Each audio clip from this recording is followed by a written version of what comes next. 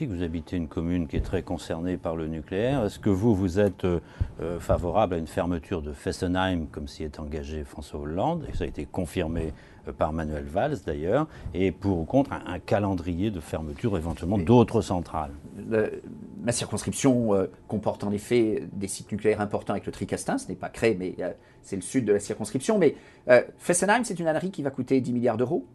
Sans aucune justification environnementale, sans aucune justification en termes de sécurité. C'est quoi le sujet?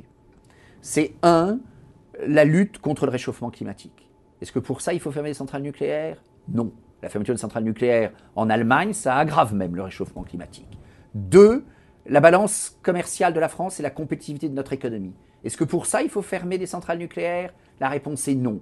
3, la sécurité. C'est un débat intéressant. J'ai publié un rapport. Je suis allé moi-même à Fukushima l'été dernier.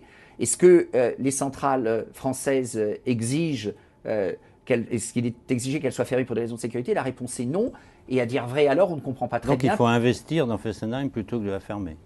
Mais Fessenheim est une centrale qui est aujourd'hui en bon état. Il faut en effet investir dans l'avenir du nucléaire.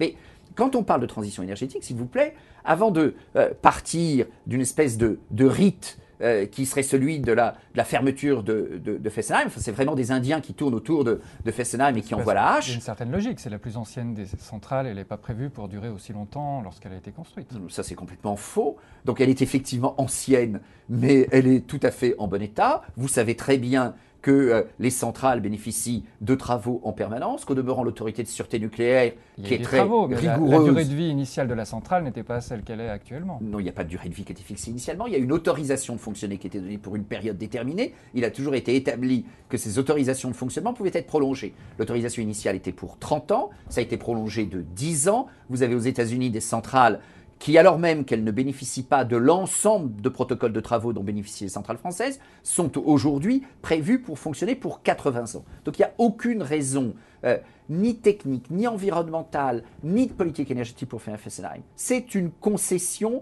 rituelle au vert, et cette mauvaise plaisanterie va coûter 10 milliards d'euros.